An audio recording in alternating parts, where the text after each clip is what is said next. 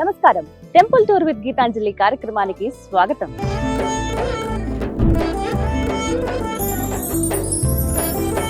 సకల భక్త కోటికి అనుగ్రహాన్ని ప్రసాదించేందుకు, వారి కష్టాలను తొలగించేందుకు ఆ జగన్మాత దశమహావిద్యలుగా అవతరించింది. ఈ నేపథ్యంలో దశమహావిద్యల్లో స్తంభన దేవతగా చెప్పబడేటువంటి బగళాముఖి అమ్మవారి క్షేత్రానికి ఇవాళ మనం వచ్చాం. మెదక్ జిల్లా శివంపేటలో బగళాముఖి శక్తిపీఠంగా అమ్మవారు కొలువై ఉన్నారు.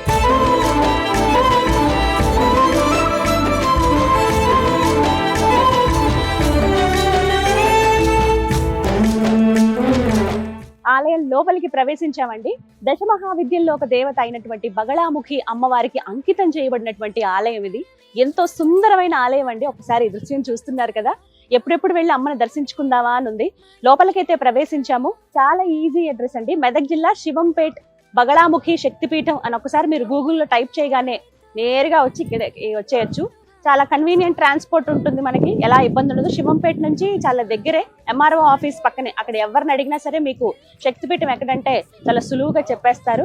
అమ్మవారు స్వయంగా తాను కోరుకుని మరీ ఇక్కడ వెలిసారని చెప్తారు. ఆ విశేషాలన్నీ మాట్లాడుకుందాం, అమ్మవారిని దర్శించుకుందాము. చూస్తున్నారుగా, మొత్తం ఒక ఎకరం స్థలం అండి ఇది.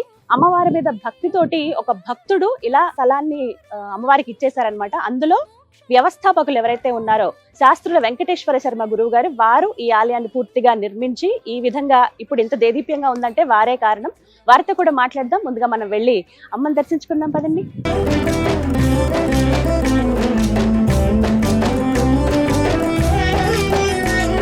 ఆలయం లోపలికి ప్రవేశించాక ముందుగా ధ్వజస్తంభానికి నమస్కరించుకుని అమ్మ దగ్గరికి వెళదాం. చూస్తున్నారుగా, రాతి ధ్వజస్తంభం. జగన్మాత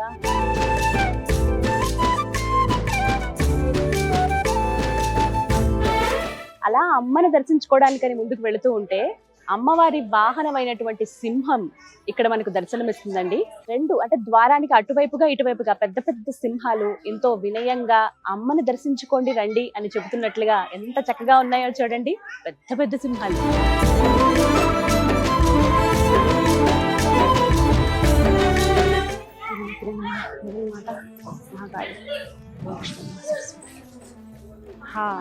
మొత్తానికి అమ్మ దర్శనానికి అయితే వచ్చేసాము. ఎప్పుడెప్పుడు చూద్దామా అని అయితే ఉందండి నాకు. ఇక్కడ అమ్మవారు చాలా దివ్యంగా ఉంటారు. నేను కూడా ఇలా ఉందట శక్తిపీఠం అని చెప్పి. బగళాముఖి అమ్మవారి ఆలయాలండి చాలా అరుదుగా ఉంటాయి. అంటే దశమహావిద్యలుగా అమ్మవారి రూపాలని మనం వివిధ అమ్మవారి ఆలయాల్లో చిన్న చిన్న విగ్రహాలుగా మనం చూస్తూ ఉంటాం. కానీ ప్రత్యేకంగా బగళాముఖి అమ్మవారికి అంకితం అయి ఉన్నటువంటి ఆలయం, ప్రధాన దేవత ఇక్కడ ఆ తల్లే.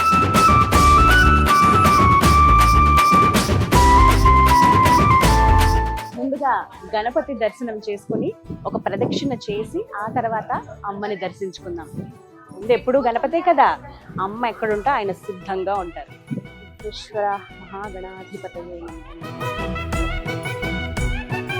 నల్లటి రాతి విగ్రహంలో చిన్ని మందిరంలో ఆ బొజ్జ గణపయ్య. ఆయనకి నమస్కరించుకొని అమ్మ దర్శనం బాగా జరగాలని కోరుకుని వెళ్దాం. చేతిలో ఒక కుడుము కూడా పట్టుకుని అలా ఉన్నారు, మనల్ని అనుగ్రహిస్తూ. ఇంకొక పక్క మోదక ప్రియుడు కదా ఆయన. ఎంత బాగున్నారో చూడండి. గణపతి ప్రదక్షిణ చేద్దాం. ఈ ఆలయం ఎంతో ప్రత్యేకం. అది ప్రదక్షిణ చేస్తున్నప్పుడు మీకు వివరిస్తాను, రండి.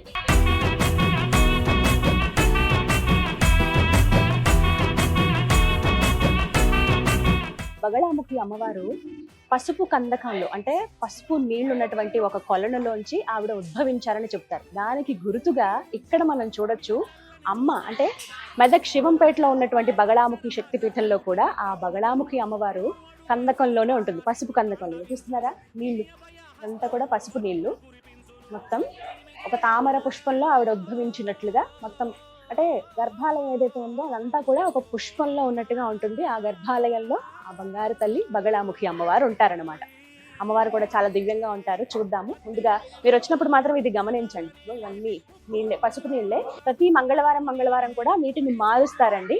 మిగతా రోజులంతా కూడా అమ్మవారి శక్తితో ఉంటాయి కదా, జలానికి తొందరగా ఆ శక్తిని తీసుకునేటువంటిది ఉంటుందని చెప్తారు కదండి. చుట్టూ మొత్తం అమ్మవారు అయితే ఇలా పసుపు నీళ్లలో అలా కూర్చుని ఉంటుంది అనమాట. అంటే మామూలుగా లక్ష్మీదేవి గురించి చెప్తారు, పాలకడలిలో ఉంటుంది అమ్మవారు అని చెప్పి. ఇక్కడ బగళాముఖి అమ్మవారేమో ఆవిడ ఉద్భవించిందే పసుపు నీళ్లలో, పసుపు కందకంలో. కాబట్టి ఇలా దానికి గుర్తుగా మనం ఇలా తెలుసుకోవచ్చు ఈ విషయాలన్నీ కూడా. ఎంత బాగున్నాయో చక్కగా. నాకు ఒక్కసారి వెల్లూరు గుర్తొచ్చిందండి. నారాయణి అమ్మవారు కూడా ఇలాగే చుట్టూ నీళ్ల మధ్యలో ఉంటుంది ఆవిడ. నాకు చూడగానే అదే అనిపించింది అనమాట. అలాగే ఇంకొకటి మీరు గమనించండి, ప్రదక్షిణ చేసేటప్పుడు ప్రధానంగా బగళాముఖి అమ్మవారు ప్రధాన దేవత ఇక్కడ. అయితే మిగతా 9 దశమహావిద్యలు ఏవైతే ఉన్నాయో వాటికి సంబంధించినటువంటి అమ్మవారి రూపాలని ఇక్కడ మనం చూడొచ్చు. కాళి, తార, చిన్నమస్త, భూమవతి, షోడశి అంటే లలిత అమ్మవారే. అరుణా కరుణా తరంగితాక్షిం ధృత పాశాంకుశ పుష్పబాణ చాప అణిమాదిభిరావృతాం మయూఖై అహమిత్యేవ విభావయే భవాని. లలితా సహస్రనామం చదువుతాం కదండి, అప్పుడు ముందుగా మనం చెప్పేటువంటి శ్లోకమే అరుణాకరుణ. ఆ తర్వాత భువనేశ్వరి, భైరవి, మాతంగి, కమల.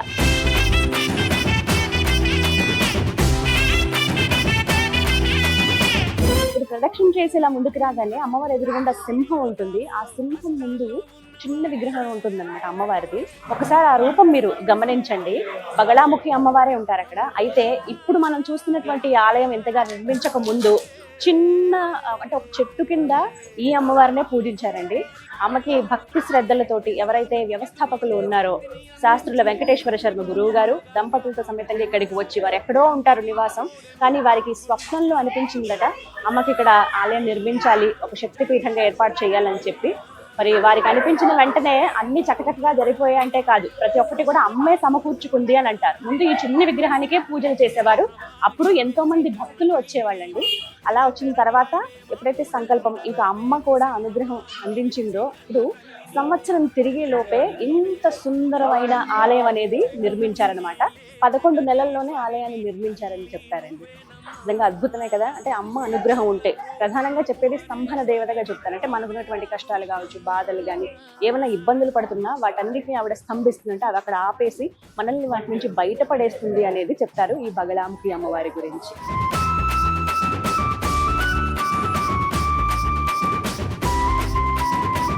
దర్శనానికి వేళైంది, గర్భాలయం దగ్గరికి వచ్చేసాము. అమ్మ ఎదురుగుండా సింహం చూడండి ఎంత వినయంగా అలా అమ్మనే చూస్తూ సిద్ధంగా ఉందో.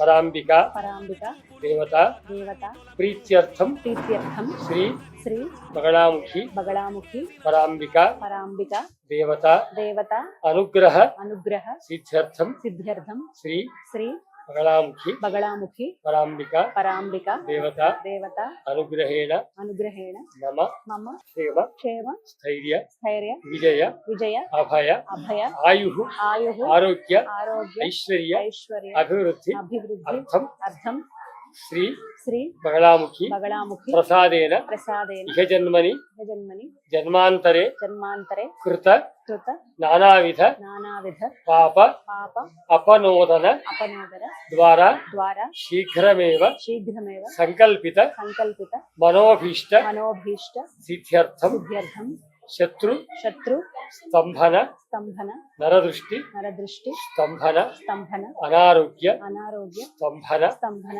దారిద్ర్య దారిద్ర్య స్తంభన స్తంభన పూర్వకం పూర్వకం శీఘ్రమేవ శీఘ్రమేవ మనోభీష్ట మనోభీష్ట సిద్ధ్యర్థం సిద్ధ్యర్థం రుద్రయామల రుద్రయామల తంత్ర తంత్ర అంతర్గత అంతర్గత సర్వసిద్ధిప్రద సర్వసిద్ధిప్రద బగళ బగళ అష్టోత్తర అష్టోత్తర శత శత నామభిః నామభిః హరిద్రార్చనం హరిద్రార్చనం కారయిష్యే. కారిష్యే.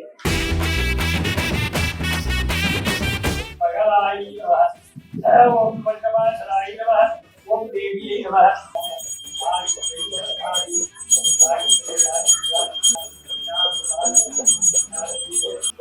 ధారయామి. ఓం హ్రీం బ్రహ్మాస్త్రాయ విద్మహే స్తంభనబాణాయ ధీమహి తన్నో బగళా ప్రచోదయాత్.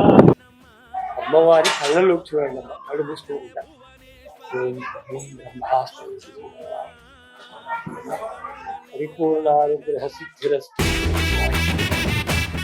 శతమానం భవతి సదాయుః పురుషः శతేంద్రియ ఆయుష్యేవేంద్రియే ప్రతిష్టతి. స్వస్తి మంత్రార్థాః సఫలాः సంతు. వేదోక్తం పరిపూర్ణ ఆయురారోగ్య ఐశ్వర్యాభివృద్ధిరస్తు. జగదంబానుగ్రహ దర్శనం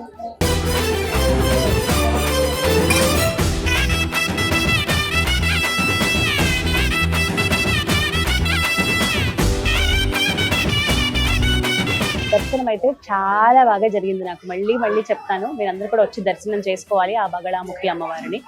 ఇంకా అసలు అమ్మ ఎంత అద్భుతంగా ఉన్నారండి. మొత్తం ఏకశిల ఆవిడ, కృష్ణశిల అన్నమాట అదంతా కూడా. అమ్మ చిరునవ్వులు చిందిస్తూ ఎంత ముగ్ధ మనోహరంగా ఉందో ఆవిడ రూపం. కళ్ళు, చక్కటి చిరునవ్వు. అమ్మవారు త్రినేత్రంతో ఇక్కడ మనకి దర్శనం ఇస్తారండి. 3 కళ్ళులు మీరు గమనించండి వచ్చినప్పుడు.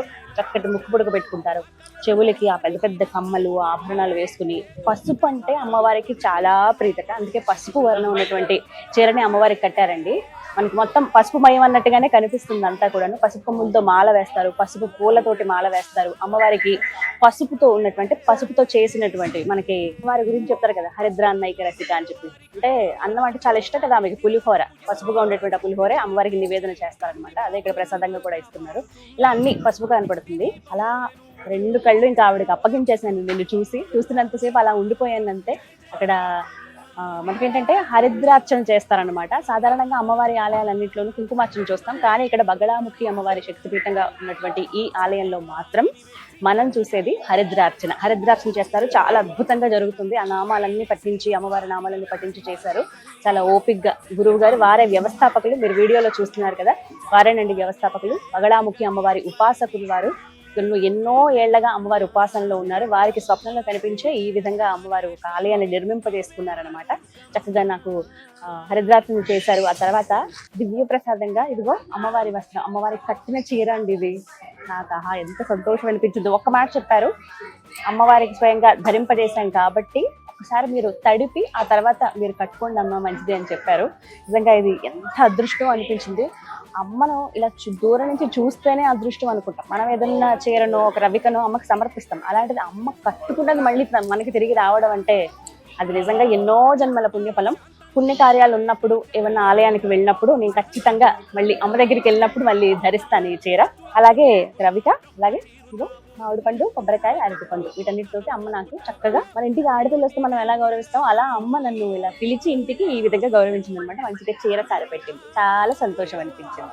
అలాగే మీరు అమ్మవారి దర్శనానికి వచ్చినప్పుడు ఖచ్చితంగా మీరు ఇంకొక దర్శనం కూడా చేసుకోవాలి. అదేంటంటే చుట్టూ నీళ్లు ఉంటాయి కదండి, మీకు కరెక్ట్గా అమ్మవారి ఎదురుగుండా ఒక గ్లాస్ లాగా ఒకటి ఏర్పాటు చేశారు. అందులో అమ్మ ప్రతిబింబం కనపడుతుంది. మీరు అమ్మని డైరెక్ట్గా చూసిన తర్వాత వెళ్ళిపోయేటప్పుడు ఒక్కసారి అమ్మ అని ఆవిడ కళ్ళల్లోకి చూసి నమస్కరించుకుని అలా కింది దాకా మీరు దర్శనం, ఆమె పాదాల వరకు మీరు చూడండి. చూసిన తర్వాత కొంచెం ముందుగా ఇలా వస్తే అక్కడ ఉన్నటువంటి అద్దంలాగా ఏదైతే మనకు ఉంటుందో ఒక గ్లాస్ లాంటిది ఏర్పాటు చేశారు. ఆ గ్లాస్ నుంచి మనకి నీళ్ళవి కనిపిస్తాయి, పసుపు రంగులో ఉన్న నీళ్లు కనపడతాయి. అలాగే ఇంకొంచెం తీక్షణగా చూస్తే ఆ అమ్మవారి రూపం అందులో కనపడుతుంది. అంటే పసుపు నీళ్ళల్లో ఉన్నటువంటి ఆ దర్పణం ఏదైతే ఉందో అందులో మనం అమ్మని చూసినట్టేనండి. అందులో కూడా అమ్మ ఎంత దివ్యంగా ఉంటుందో. ఈ దర్శనం మాత్రం మీరు అసలు మిస్ అవ్వద్దు చూడటం. ఖచ్చితంగా ఇలా కూడా అమ్మని చూసి వెళ్ళండి.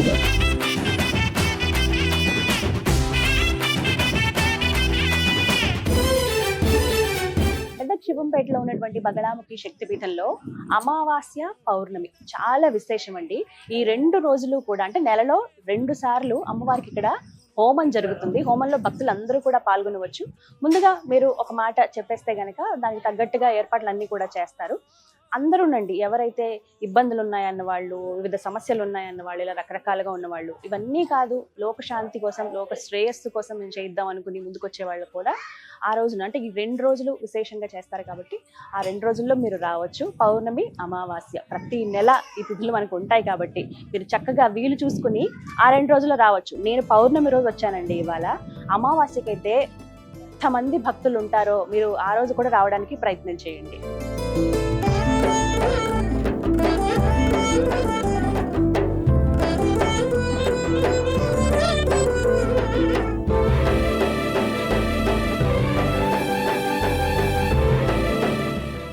శ్రీమాత్రే నమః. ఐం బగళాంబాయ నమః. నా పేరు శివరంజని. నేను గవర్నమెంట్ టీచర్గా పనిచేస్తుంటాను. 10 ఏళ్ల నుంచి జ్యోతిష్యం ప్రాక్టీస్లో కూడా ఉన్నాను. ఏంటంటే ఈ ఆలయానికి ప్రతిష్ట కన్నా ముందు నుంచి కూడా అమ్మవారి ఉపాసనా మార్గంలో ఉండడము, గురువుగారి అనుగ్రహము, గురువుగారి నుంచి దీక్ష తీసుకోవటం వల్ల ఈ ప్రతిష్ట నుంచి కార్యక్రమాల్లో మేము పాల్గొంటూ ఉంటాము. నా 2 వృత్తుల్లో కూడా చాలా మంచి మార్పు వచ్చింది. అమ్మవారి ఉపాసన దీక్ష గురువు గారి నుంచి తీసుకున్న తర్వాత అమ్మవారి అనుగ్రహం, గురువు గారి అనుగ్రహము. ఈ అమ్మవారి విశేషత ఏంటంటే దశమహావిద్యల్లో మనకి వాక్ స్తంభన దేవతగా చెప్పుకుంటాము. ఏంటంటే మనకి వాక్ పటిమ, సద్యస్ఫురణ, ధారణ ఇవన్నీ కూడా అమ్మవారి అనుగ్రహంతో సిద్ధిస్తాయి. నాకు ఇది మొదటిసారండి రావడం. కాకపోతే అమ్మవారి ముఖవర్చస్సు చూడగానే తల్లి దగ్గరకు వచ్చినంత ఆనందం కలిగిందండి. ఈ అమ్మవారి మహిమ గురించి విన్నాను. స్తంభన దేవత మాకున్నటువంటి అన్ని కష్టాలను స్తంభింపజేసి మమ్మల్ని పురోభివృద్ధి వైపు తీసుకెళ్తుందని ఇక్కడ అమావాస్యకి పౌర్ణమికి విశేష పూజలు జరుగుతాయట. ఇది తెలిసి చాలా ఆనందం కలిగిందండి. ఇప్పటి నుంచి ప్రతిసారి వచ్చే అవకాశాన్ని అమ్మవారు మాకు ఇవ్వాలని, అమ్మవారి కృప అందరి మీద ఉండాలని మనస్ఫూర్తిగా అమ్మవారిని వేడుకుంటున్నామండి. ఇక్కడ బాగా శక్తివంతమైన అమ్మవారు శ్రీ బాలాముఖి గారు అక్కడ ఆంధ్రాలో ఉంది, మరియు ఇక్కడ నిర్మించడం జరిగింది. తెలంగాణ రాష్ట్రంలోనే అతి పెద్ద శక్తి పీఠంగా అవతరించింది. ఇక్కడ ప్రజలందరూ తండోపతండాలుగా ఇక్కడ వచ్చి అమ్మవారి శక్తిని, వారికి అనుగ్రహాలను కలిగిస్తుంది. మొక్కులు అన్ని నెరవేరుతున్నాయి. కావున ప్రజలు చాలా పెద్ద ఎత్తున వచ్చి ఇక్కడ పూజలు నిర్వహించడం జరిగింది. హోమాలు, అమావాస పుణ్యం రోజు అన్నదాన కార్యక్రమాలతో గుడికి పూజలు నిర్వహించడం జరిగింది. సనాతన ధర్మం పట్ల అవగాహన తెలియజేస్తూ ప్రజలను మమేకం చేస్తూ పూజల కార్యక్రమాలలో అయ్యగారులు ఎంతగానో సహకరిస్తున్నారు. అమ్మవారి అనుగ్రహంతో నా వ్యాపారం చాలా బాగా జరుగుతుంది. అమ్మవారిని ప్రతి ఒక్కరు దర్శించుకొని మన తెలంగాణ రాష్ట్రంలో మొట్టమొదటి శక్తిపీఠంగా వెలిసిన బహుళాముఖి అమ్మవారు తెలంగాణ రాష్ట్రం సంగారెడ్డి జిల్లా శివంపేట మండలంలో తత్పత్తంగా ప్రతిష్ట జరిగింది కనుక వెంకటేశ్వర గురువు గారి ఆజ్ఞతో అమ్మవారి ఉపాసన చేసి చాలా సంవత్సరం నుంచి ఉపాసన చేసి ఇక్కడ ఇంట్లో అమ్మవారిని పెట్టుకున్నాక అమ్మవారి ప్రత్యక్షమై నా దేవాలయం నిర్మించమని చెప్పినంత మాత్రానే గురువు గారు ఇక్కడ అమ్మవారికి ప్రజల సౌకర్యార్థం అమ్మవారిని ప్రతిష్ట చేసి ప్రజల కష్ట సుఖాలను ప్రసాదించాలని చెప్పి కోరుకుంటున్నాను. అమ్మని దర్శించుకుని అలా కాసేపు సేద తీరిన తర్వాత పక్కగానే మీరు చూడొచ్చండి, యాగశాల నిర్మాణం చేస్తూ ఉన్నారు. ప్రస్తుతం మనకి సుమారుగా ఒక నెల రోజుల్లో పూర్తయిపోతుంది. అయితే మనకి ఇక్కడ హోమాలు అవి నిర్వహిస్తారు కదా, నెక్స్ట్ జరగబోయేవన్నీ కూడా వచ్చే నెల నుంచి జరగబోయేవన్నీ కూడా చక్కగా ఆ మండపంలోనే జరుగుతాయి. అందరూ వచ్చి ఎలాంటి ఇబ్బంది లేకుండా అక్కడే కూర్చుని ఆ హోమంలో పాల్గొనవచ్చు అనమాట. భక్తులందరూ చాలా మంది వస్తున్నారండి. కేవలం ఈ ప్రాంతం వాళ్ళు, మెదక్, హైదరాబాద్, లేకపోతే అటు సంగారెడ్డి వాళ్ళు కావచ్చు, ఇంతవరకే అనుకుంటాం. కానీ వివిధ రాష్ట్రాల నుంచి, అతిశక్తి కాదు వివిధ దేశాల నుంచి కూడా చాలా మంది భక్తులు వచ్చారు. గురువు గారు ఇందాక చెప్పారు. నాకు భలే ఆశ్చర్యం అనిపించింది. అక్కడి దాకా ఖండాంతరాలు వ్యాపించింది అమ్మవారి ప్రభ. అమ్మ ఉండని చోటే ఈ విషయం అంతా ఆవిడే. కానీ ఆవిడ గురించి ప్రత్యేకంగా తెలియాలి. ఎక్కడా చూడని విధంగా మెదక్ శివంపేటలో ఉన్నటువంటి ఈ బగళాముఖి శక్తిపీఠంలో అమ్మ ఎంతో దివ్యంగా ఉంటారండి. ఇక్కడ అమ్మ అలాగే వచ్చి ఉండి, ఎందుకంటే ప్రతి ఒక్క భక్తులు కూడా మా కోరికలు నెరవేరాయండి, మాకు ఈ కష్టాల నుంచి బయటపడేసిందండి అని భక్తులే స్వయంగా చెప్పారనమాట. అందుకే మరొకసారి మిమ్మల్ని కూడా రమ్మని నేను చెప్తున్నాను. ఆలయం ఇప్పటి వరకు చూడకపోతే ఖచ్చితంగా రండి, అమ్మని దర్శించుకోండి.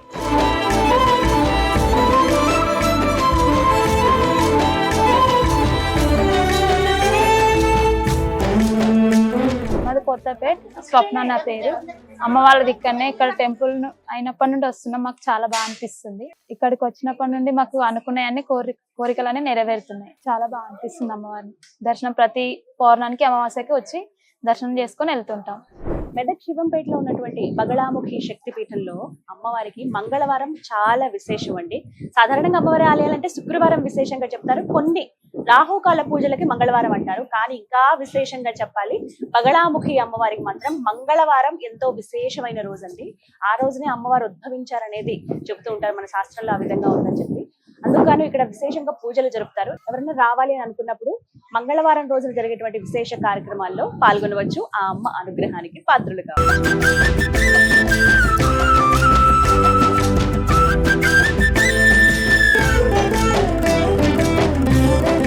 దాదాపుగా ఇది 5th టైం రావడము. ఫస్ట్ మాకు ఈ బగళాముఖి అమ్మవారి గురించి అయితే యూట్యూబ్ లో చూసిన తర్వాతనే తెలిసింది. ఇక్కడికి వచ్చిన తర్వాత ఇది 3వసారి మేము హోమం చేయించుకోవడము. ఇంకా మా ఫ్రెండ్స్ కానీ ఇంకా వేరే చుట్టాలు వాళ్ళతో కలిసి కూడా వచ్చినాము. అయితే ఇక్కడికి వచ్చిన తర్వాత రాకముందు మాకు కానీ ఆరోగ్య పరంగా కానీ, లేకుంటే ఈ ల్యాండ్ కు సంబంధించిన పంచాయతీలు కానీ, కోర్టు కేసులు కానీ, ఆరోగ్యం కానీ అంతా గ్రాడ్యువల్ గా డెవలప్ అవుతూ వస్తా ఉంది. ప్లస్ అట్లాగే అమ్మవారిని నిండా నమ్ముకుంటే చాలా విషయాలు చాలా రకాలుగా మనకు మేలు చేకూరుతుంది. బగళాముఖి అమ్మవారి ఆలయానికి పక్కగానే మీరు గమనించండి, ఇదే ఆలయ ప్రాంగణంలోనే గురువుల్ని స్వయంగా మనం దర్శించుకోవచ్చు. మధ్యలో దక్షిణామూర్తి స్వామివారు అలా ఉండగా ఓ వైపుగా వ్యాసుల వారు, మరోవైపుగా ఆది శంకరాచార్యుల వారి విగ్రహాలు ఎంత వైభవంగా ఉన్నాయో చూడండి. మీకు చూపిస్తాను, విజువల్లో మీరు చూస్తున్నారు కదా, అంతా కూడా పూర్తిగా ఒక మందిరంలాగా ఏర్పాటు చేశారండి. ఇక్కడే మనకి చిన్న శివలింగం కూడా ఉంటుంది, అక్కడే స్వామివారిని దర్శించుకోవచ్చు. కాసేపు అక్కడ కూర్చుని గురువుల సన్నిధిలో మనం కాసేపు గడిపి వెళ్ళొచ్చు. అది కూడా ఇంకా పూర్తిగా సిద్ధమైపోయినట్టే దాదాపుగా.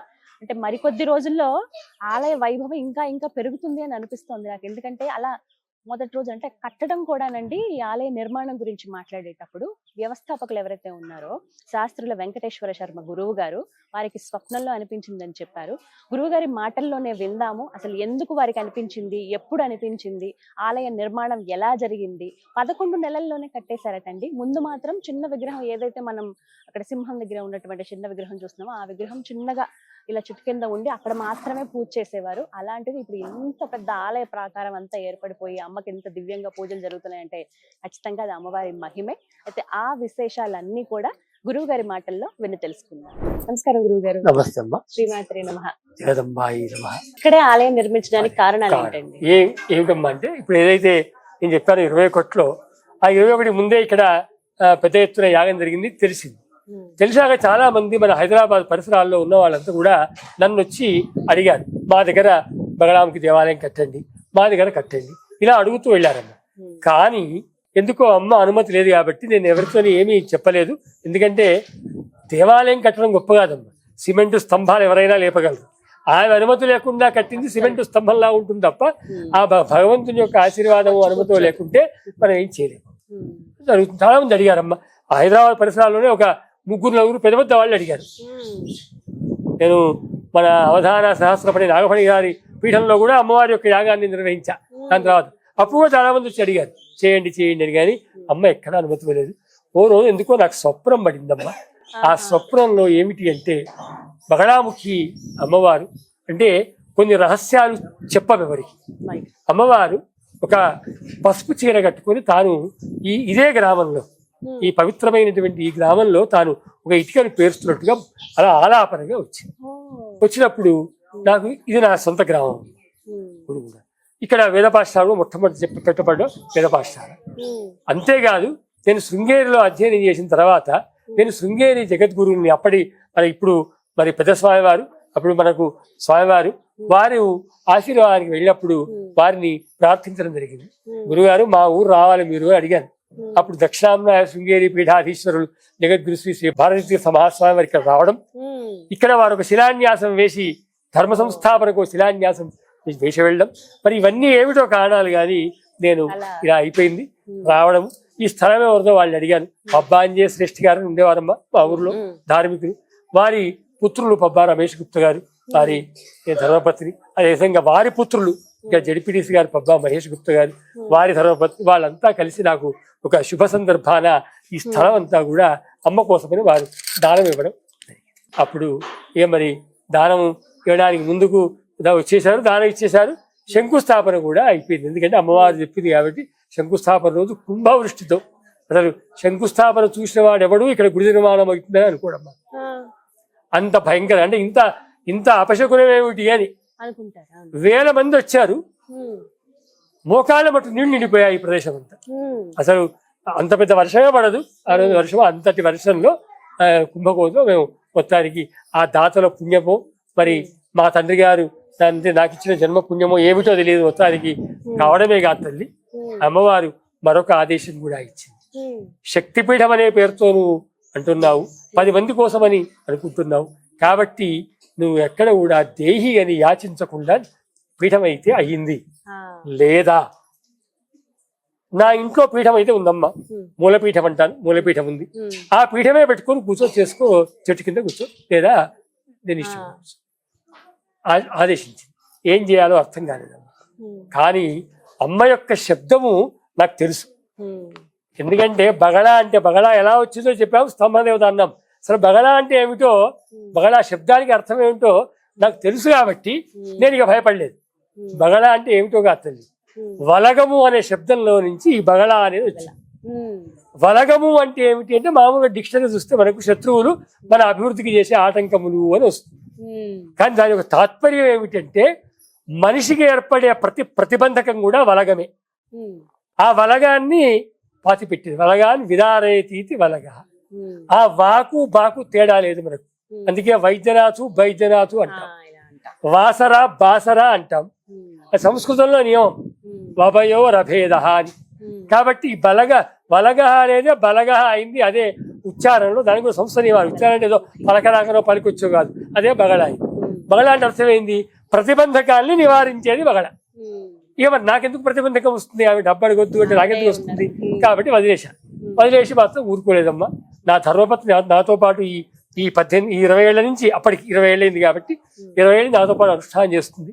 ఉభయలము ఏమనుకున్నామంటే అడగొద్దన్నది కాబట్టి ఒట్టిగా అయితే కాదు, కాబట్టి ఇక్కడే ఉందామని చెప్పి ఇక్కడే పక్కన చిన్న రేకుల షెడ్డు వేసుకొని అమ్మ చిన్న మూర్తి పెట్టుకొని అంటే ఈ నిర్మాణం ఎలా అవుతుందో ఏమవుతుందో అని కూర్చొని అక్కడ అమ్మ యొక్క అనుష్ఠానం చేతనయ్యేంత అనుష్ఠానం చేస్తూ అక్కడ ఉన్నామమ్మ. అత్యంత ఆశ్చర్యకరంగా 11 మాసాల్లో ప్రతిష్టకు సిద్ధమైంది. సంవత్సరం పూర్తి కాకుండానే మేము చేస్తున్న ఆ దాన్ని మెచ్చింది. ఆ దాతల యొక్క పుణ్యఫలం, మా పూర్వవాసుల పుణ్యఫలం, లేదా మొత్తం మన భారతదేశం అందున తెలంగాణ అందున ఈ మెదక్ జిల్లా అందున ఈ మా శివంపేట గ్రామం ఏ పూర్వంలో ఏ పుణ్యం చేస్తుందో ఈ గ్రామంలో ప్రతిబంధక నివారక రూపమైనటువంటి బగళాశక్తి ఆమె చెప్పింది కాబట్టి ప్రతిష్ట లాగింది. శృంగేరి జగద్గురువులు జగద్గురు శ్రీ శ్రీ భారతీయ మహాస్వామి వారు తత్కర కమల సంజాతులైనటువంటి జగద్గురు శ్రీ శ్రీ శ్రీ బుధశేఖర భారతీ మహాస్వామి వారుల యొక్క పర్యవేక్షణ, వారి యొక్క దశాదిశ నిర్దేశంతోనే దీని యొక్క నిర్మాణం. అమ్మవారి యొక్క మంత్రము ఎన్ని అక్షరాలు ఉంది, ఈ మంటపం ఎన్ని అక్షరాలు, ఎన్ని ఫీట్లు ఉండాలి, అలాగే గర్భాలయం ఎలా ఉండాలి, గర్భాలయంలో అమ్మ విగ్రహం ఎలా ఉండాలి, అమ్మ విగ్రహం కింద ఎటువంటి యంత్రం పెట్టాలి, యంత్రంతో సహా వారి యొక్క ఆమోదంతో శృంగేరి జగద్గురుల యొక్క పరిపూర్ణమైన అనుగ్రహ ఆశీస్సులతో ఇక్కడ ఈ క్షేత్రం ఇవాళ స్థాపించబడి 10 మందికి అవుతుంది. గురుగారు, శివంపేటలో ఉన్నటువంటి బగళాముఖి అమ్మవారి ఈ శక్తిపీఠం వేళలు తెలియచేయండి. అంటే ఎవరైతే రావాలనుకుంటున్నారో భక్తులు ఎప్పుడెప్పుడు రావాలి, అలాగే విశేషమైన రోజులు ఏమిటి అమ్మవారికి ప్రత్యేకంగా? సమయాలు ఉదయం 8 నుంచి 12 వరకు, సాయంత్రం 5:30 నుంచి 8 గంటల వరకు క్షేత్రం తీసుంటుంది. అపరాహ్న సమయంలో క్షేత్రాన్ని ఇవ్వడం ఉండదు.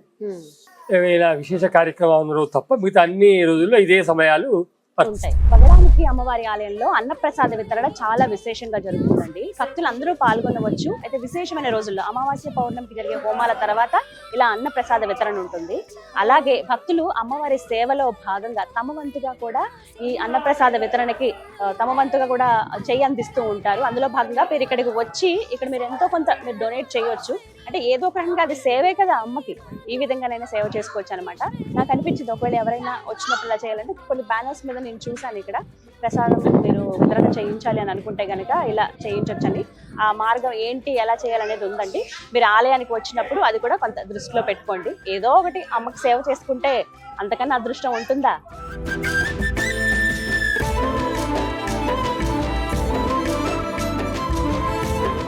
చూసారుగా, మెదక్ జిల్లా శివంపేటలో ఉన్నటువంటి బగళాముఖి శక్తిపీఠంలో అమ్మవారి దర్శనం చాలా చక్కగా జరిగింది. ఆ అమ్మ దర్శన భాగ్యం మీ అందరికీ కలగాలని మనస్ఫూర్తిగా కోరుకుంటున్నాం. చాలా అరుదుగా ఉండేటువంటి క్షేత్రాల్లో ఈ బగళాముఖి శక్తిపీఠం కూడా ఒకటి. మీ అందరూ తప్పక ఆ అమ్మని దర్శించుకొని స్తంభన దేవతగా ఉన్నటువంటి ఆ అమ్మ అనుగ్రహాన్ని పొందండి. టెంపుల్ టూర్ విత్ గీతాంజలి కార్యక్రమంలో మరో దివ్య క్షేత్ర దర్శనంతో మళ్ళీ కలుద్దాం. అంతవరకు సెలవు, నమస్తే.